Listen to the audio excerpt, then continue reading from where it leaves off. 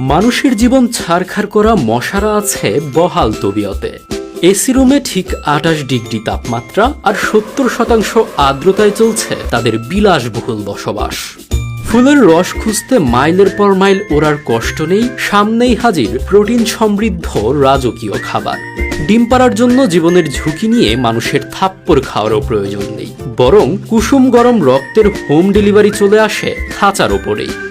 মাকড়সা বা কয়েলের ভয়হীন এক নিশ্ছিদ্র নিরাপত্তায় কাটছে তাদের 5 স্টার জীবন। শত শত কোটি টাকা খরচ করে শত্রুকে এভাবে মাথায় তুলে রাখার পেছনের কারণটা কিন্তু বেশ চমকপ্রদ। এই বিশেষ গবেষণাগারগুলো ডেঙ্গু দমনের এক অব্যর্থ হাতিয়ার। এখানকার মশাদের শরীরে ঢুকিয়ে দেওয়া হয় ওলবাকিয়া ব্যাকটেরিয়া, যা ডেঙ্গু ভাইরাসের প্রবল প্রতিপক্ষ।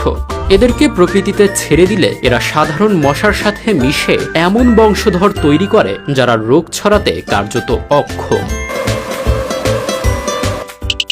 আমাদের ভিডিওগুলো সংযুক্ত আরব আমিরাত থেকে দেখছেন সাদাত হোসেন, রাঙামাটি থেকে দেখছেন রিপন বড়ুয়া, আইয়ুব প্রধান দেখছেন গাইবান্ধা থেকে, এসকে আরশ রহমান দেখছেন খুলনা থেকে এবং জাহিদুল ইসলাম দেখছেন জামালপুর থেকে।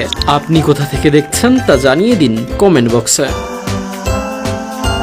পুরো একটি এলাকাকে সুরক্ষিত করতে মাথাপিছু খরচ পড়ে মাত্র $1 থেকে $3। ইন্দোনেশিয়ার জোগিয়াকার্তায় এই পদক্ষেপে ডেঙ্গু সংক্রমণ কমেছে ৭৭%। বাংলাদেশের ডেঙ্গু প্রতিরোধে এই বৈজ্ঞানিক কৌশল হয়ে উঠতে পারে এক চূড়ান্ত ঢাল।